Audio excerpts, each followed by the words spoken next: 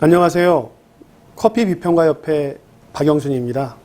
커피 문화가 확산되면서 커피를 공부하고자 하는 분들이 늘어나고 있습니다. 커피를 얼마나 잘 추출하는지는 카페를 창업하거나 커피 관련 분야에 진출하는 데 좋은 기술, 지식이 되고 있습니다. 바리스타는 국가 자격증은 아닙니다만 NCS 국가 직무능력 표준에서 그 기준을 제시하고 있습니다. 자, 저와 함께 어떻게 하면 좋은 바리스타가 될 수 있을지 함께 공부해 보실까요? 커피 테이스팅에 대해서 알아보겠습니다. 커피를 테이스팅한다고 하는 것은 두 종류 혹은 두 종류 이상의 커피의 맛과 품질을 비교하는 것이 되겠죠. 비교하기 위해서 커피가 추출되는 그 방식은 똑같아야 되는 것입니다. 제가 오늘은 두 종류의 커피를 비교해 보겠는데요. 블렌딩의 비율만 다른 것입니다. 하나는 에티오피아 구치 테로 워시드 커피를 70%로 하고 나머지 30%는 케냐 팅간가 커피를 한 것입니다. 또 다른 커피는 이제 화면에서 보시면 잔에 하얀 것이 있는 것은 거꾸로 케냐 팅간가를 70%, 에티오피아 구치 테로 워시드를 30% 한 것입니다. 이런 방식으로 같은 방식으로 커피를 내리되 사용된 커피의 블렌딩 비율만 바꾼 것을 이런 조건을 맞추면 블렌딩이 한 잔에 담기는 커피의 맛에 어떤 영향을 끼치는지를 비교할 수 있을 것입니다. 자, 그러면 커피를 드리퍼에 채우고요.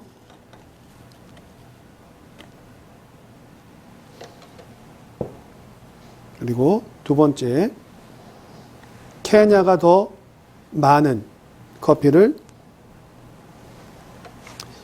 흰 마크가 있는 잔 쪽으로 담겠습니다. 자, 그리고 커피를 똑같이 추출하기 위해서 같은 조건으로 두는 거고요. 이제 물을 붓게 되면 커피 추출이 시작될 것입니다. 그래서 두 개의 시간차를 차이가 나는 것을 기록해야 되니까 한쪽에 물을 붓는 순간 초시계를 작동시키겠습니다. 그리고 이 물은 위에 150선이라고 하는 것이 있는데요. 150선까지 똑같이 놓겠습니다. 물을 붓는 시간이 12초 차이가 났습니다. 자, 이 방식은 우리가 더 갑이라고 해서 한국 사람이 만든 추출 도구이기 때문에 커피 테이스팅 할 때 저희가 애용을 하고 있고요. 그리고 특히 물을 내려주는 것조차도 사람이 물을 붓는 손맛이 감해야 되지 않기 때문에 추출을 똑같이 하는 일관성을 높일 수 있는 것입니다. 자, 물이 어떻게 내리는지 궁금하실 텐데요. 잠깐 물이 내려지는 모습을 이렇게 보면 주전자를 돌리지 않아도 16개의 구멍에서 커피가루로 고르게 물이 떨어지는 모습을 보실 수 있는 겁니다. 자, 이렇게 하는 것이 어떤 이점이 있냐면 커피를 추출할 때 물을 붓는 그 세기, 이건 주전자의 높이가 될 수 있겠죠.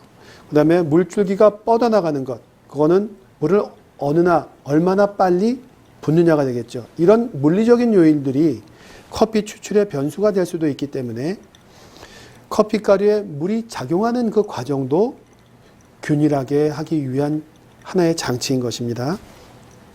자, 이제 커피가 물을 부은 지 1분 40초가 지나가고 있습니다.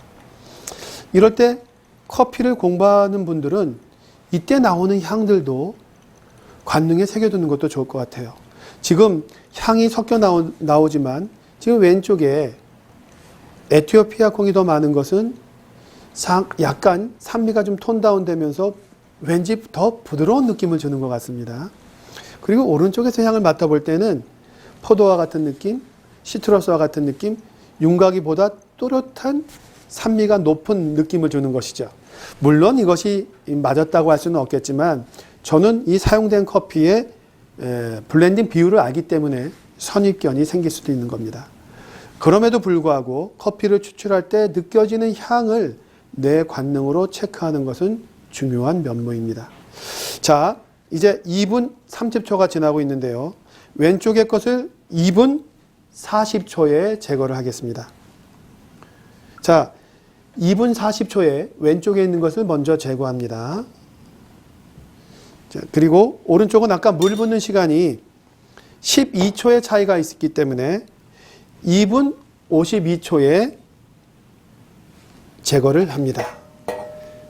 자, 이런 장치를 통해서 두 잔의 커피는 고르게 추출됐다고 볼 수 있는 것입니다.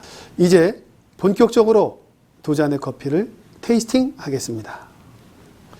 지금부터 우리는 커피 테이스팅을 하게 됩니다. 이거는 커핑과는 다르죠. 산지에서 하는 커핑은 생두의 품질, 등급을 매기는 쪽에 주력하고 있다면 커피 테이스팅은 산지가 아니라 산지에서 소비지로 오고 거기서 로스팅이 되고 또 블렌딩이 돼서 그 원두 상태, 여기서 원두라고 하는 것은 볶인 콩을 의미합니다. 따라서 생두 자체뿐만이 아니라 로스팅의 과정까지 거기 인간의 기술이 들어간 그 부분까지를 평가하는 것입니다. 따라서 테이스팅에서는 평가하는 것이 생두 자체의 잠재력, 그리고 또 하나는 그 생두에 깃들여져 있는 그런 잠재력을 로스팅이라고 하는 과정을 통해서 제대로 표현을 했는지, 혹은 로스팅 과정 중에 우리가 흔히 디펙트라고 하죠. 로스팅 디펙트가 있지는 않은지, 예를 들어서 너무 덜 익었다거나 타지는 않았는지를 체크하게 되는 거고요. 그리고 이렇게 블렌딩의 경우에는 블렌딩의 비율을 달리하면서 맛들이 어떻게 표출되는지를 체크하는 겁니다. 결국 이제 2단계에서부터 제일 중요한 것은 이 한 잔에 담겨 있는 커피의 향미를 혹은 품질을 어떻게 평가하느냐 하는 점이겠죠. 유리잔의 커피를 마시는 것을 좀 생소하게 여기시는 분들이 있지만 마치 와인처럼 유리잔의 커피를 담고 커피를 테이스팅하는 것은 우리에게 더 많은 정보를 줍니다. 침전물이 있다면 커피를 추출할 때 사용된 종이 필터에 문제가 있을 수 있습니다. 그리고 물을 붓는 과정에서 커피 가루가 넘쳐서 잔에 담길 수도 있는 것이죠. 이렇게 침전물이 있는지의 여부는 유리잔에 넣어 봤을 때 더 잘 관찰이 되는 것입니다. 그리고 위에서 이렇게 내려볼 때 커피의 색상을 볼 수가 있고 그 진한 정도를 볼 수 있죠. 그리고 또 하나는 투명도, 혼탁함을 볼 수도 있는 것입니다. 예컨대 같은 조건인데 더 혼탁하다고 하면 종이 필터뿐만이 아니라 사용한 그라인더의 칼날이 교체 시점이 돼서 미분이 많이 발생하고 있다. 그럴 가능성도 있다라고 하는 정보를 주게 되는 거죠. 따라서 커피 테이스팅이라고 하는 것은 와인보다도 더 섬세한 일이 되는 겁니다. 그래서 반드시 색상을 보시고 침전물이 있는지를 보시고 위에 들여보아서 이 색상을 보고 로스팅의 정도를 보실 수도 있고 혼탁함을 보고 브루잉 과정에 문제점은 있지 않았는지를 판단할 수 있는 겁니다. 그리고 또 하나는 가장자리의 색상이 그리니시, 초록빛이 난다면 워시드인 경우가 상대적으로 많았다는 거죠. 그리고 옐로우이시, 노란빛이 나올 경우에는 내추럴 프로세싱한 그런 커피일 가능성이 많다는 그 통계적인 지표들도 있습니다. 물론 절대적으로 색깔만 보고 워시든지 내추럴인지를 장담할 수는 없습니다. 그리고 또 하나는 같은 커피라면 볶인 지 오래 시간이 지날수록 옐로우이시, 가장자리의 노란빛이 더 강하게 보이게 됩니다. 그럴 경우에는 우리가 같은 콩일 경우에 이제 로스팅 된 지 시간이 좀 지나고 있어서 다시 커피를 볶아야겠구나 라는 정보를 줄 수 있는 거죠. 자, 이런 상황에서 앞에 마시기 전에 관능적으로 느끼기 전에 커피가 추출되거나 로스팅 정도를 투명 잔을 통해서 알 수 있다는 장점이 있는 거고요. 이제부터는 커피의 향미, 잠재력을 보는 거죠. 추출된 커피의 향을 맡습니다. 와인잔의 형태이기 때문에 코가 완전히 잔에 빠지게 되죠. 어로마를 체크하는 겁니다. 한 잔에 담긴 완성된 커피 한 잔의 품질과 향미를 평가하는 방법은 크게 5단계가 있습니다. 우리는 이것을 5가지의 지표라고 이야기해도 좋습니다. 처음에는 향이죠. 어로마라고 얘기합니다. 자, 그 다음에 입에 들어오게 되죠. 입에 들어오게 되면 어떻게 되나요?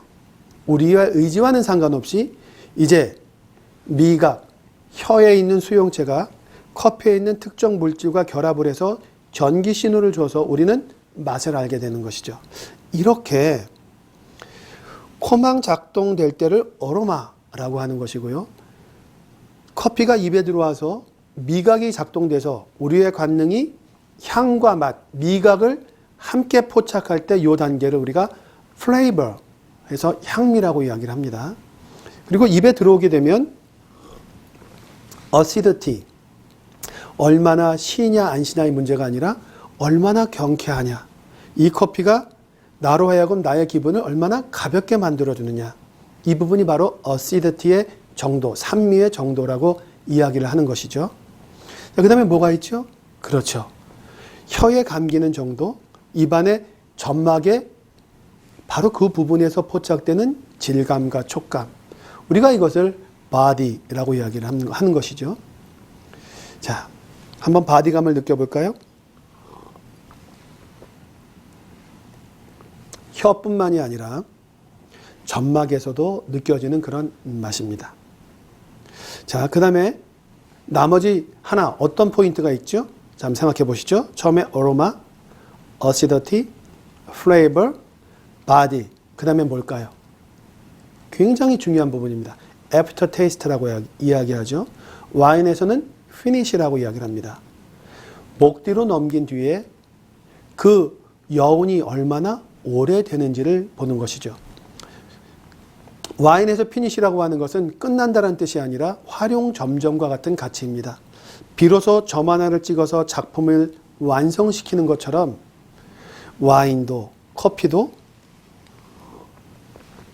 목 뒤로 넘긴 뒤에 그 다음에 기도를 타고 올라와서 다시 우리 후각에 작동을 하게 되는, 우리가 이걸 바로 레토르 노잘이라고 얘기를 하죠. 이런 면목까지를 다 포착을 해서 이 여운이 길수록 커피는 더 풍성해지는 것이고요. 그리고 뒤쪽에서 쓴맛이나 입을 마르게 하는 어떤 그런 거칠감이 없다면 깨끗한 커피, 단맛이 우수한 커피, 좋은 커피라고 이야기를 하게 되는 것입니다. 자, 커피를 테이스팅하는 것이 그냥 내 입맛에 맞으면 되지 뭘 저렇게 요란을 떠느냐라고 생각하시는 분들도 있겠습니다만은, 커피를 테이스팅하는 것은 기호를 넘어선 그 커피가 갖고 있는 잠재력을 평가하는 것입니다. 그러므로 이 5가지의 지표를 포착할 수 있는 그런 연습을 많이 해보시고요. 그런 다음에 그런 하나의 커피의 향미를 이제는 잘 포착할 수 있다, 이제 그 정도 연습이 됐다 한 다음에 그때야 비로소 이렇게 블렌딩이 다른 커피들을 우리가 테이스팅하면서 비교할 수 있는 것입니다. 자, 블렌딩이 비율이 다르니까 당연히 다른 맛이 나오겠죠. 2개의 커피를 한번 비교해 볼까요? 왼쪽의 커피는 에티오피아가 70%, 케냐가 30%입니다. 향미의 정체성은 비슷합니다만 상대적으로 좀 더 너티하고, 그 다음에 바로 바디, 질감이 좀 더 묵직하게, 그래서 우리가 이걸 한 미디엄 바디라는 표현도 하는데, 오른쪽과 비교할 때 상대적인 거리를 알 수 있는 겁니다. 하나의 커피가 어느 정도인지는 알 수 없으니까 2개의 커피를 비교할 때 A가 B보다 상대적으로 어떻다는 표현하게 되는 거죠. 오른쪽 커피는 케냐 커피가 70%, 에티오피아가 30입니다.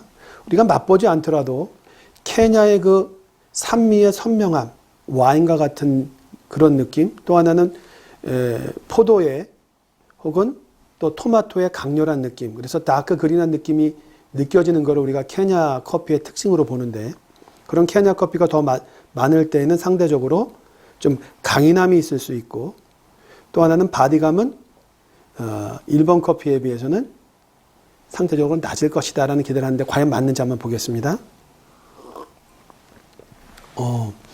맞습니다. 케냐 커피가 주는 그런 어떤 어시더티의 발랄함, 명랑함, 그 다음에 와인과 같은 어떤 그런 고독함, 그런 부분이 있어서 질감에 느껴지는 바디감은 일본 커피에 비해서 상대적으로는 가볍지만 애프터 테이스트, 뒤에 후미에서 계속 이어지는 강렬함 때문에 커피의 향미, 그 윤곽이 보다 선명하고 그 길이도 길게 느껴집니다. 좀 상대적으로 강한 파워 있는 커피라고 한다면, 이제 일본 커피는 후미가 역시 길어서 생두의 품질이 좋다라는 걸 느껴지는데, 뒤쪽이 스위니스, 달콤함과 그 다음에 약간의 너티함, 그래서 보다 부드럽고 둥글둥글한 느낌을 주는 게 되는 것이죠.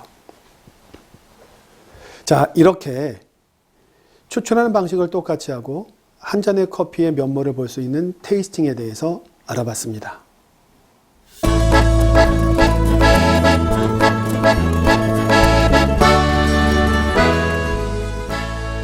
커피 테이스팅, 더군다나 블렌딩한 커피의 차이를 보는 커피 테이스팅, 어렵진 않으셨나요?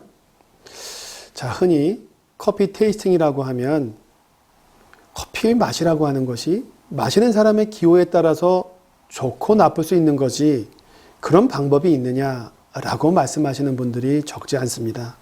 그러나 그렇지 않습니다. 커피 테이스팅은 반드시 시작점이 있어야 되죠. 뭘까요? 마실 수 있는 커피만을 테이스팅하는 겁니다. 마실 수 있다는 뜻이 무엇이죠? 디펙트가 없는 커피입니다. 로스팅을 해서 탄 커피나 덜 익은 커피, 그리고 생두 자체가 좋지 않아서 혹은 결점도가 많아서 좋은 맛이 나오지 않는 커피, 이런 커피들도 기호에 따라서 맛있으면 먹을 수 있다라고 말할 수 있을까요? 그래서는 안 됩니다. 그래서 커피 테이스팅이라고 하는 것은 어떻게 보면 출발점은 과연 이 커피를 마셔도 되는 커피인지 아닌지를 구별하는 가장 기본적인 단계인 것입니다. 그 다음에 이제 이 커피는 이른바 결점이 없다. 이젠 마셔도 좋다. 커피를 테이스팅해 보니 커피도 잘 재배된 것이고, 그래서 씨앗의 향미도 올바르게 갖추어져 있고, 그 다음에 생산 단계에서 들어가는 결점도 없고, 로스팅 단계에서도 결점이 없다. 이거는 주변에 좋은 커피로서 권할 수 있다라는 것이 전제가 되는 것이고요. 자, 이렇게 우리가 권할 수 있고 함께 즐길 수 있는 커피의 경우 얘는 어떤 면모를 갖고 있느냐, 그 다음에 품질로서는 개선할 여지가 좀 있지는 않느냐라는 것을 객관적인 5개의 지표, 어로마, 향기, 어시더티, 산미, 플레이버, 향미, 바디, 질감, 그리고 애프터 테이스트, 여운, 이렇게 객관적인 5개의 지표를 놓고 우리가 그거를 평가하면서, 그렇죠, 누구나가 다 인정할 수 있는 그러한 선에서 커피의 향미를 비교하게 되는 것입니다. 커피를 공부하는 사람들은 한 잔에 담겨있는 커피의 맛을 알아야 되는 겁니다.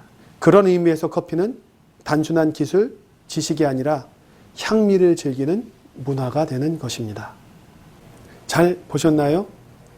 자, 이런 기본기를 잘 아시면 다양한 커피 생두를 올바르게 볶으실 수 있을 것입니다. 커피는 산지나 품종에 따라 다양하지만 커피를 볶는 그 기본은 결국 시간과 열량의 함수였다는 걸 이제 아셨죠? 자, 이제 여러분은 커피 로스터입니다. 감사합니다.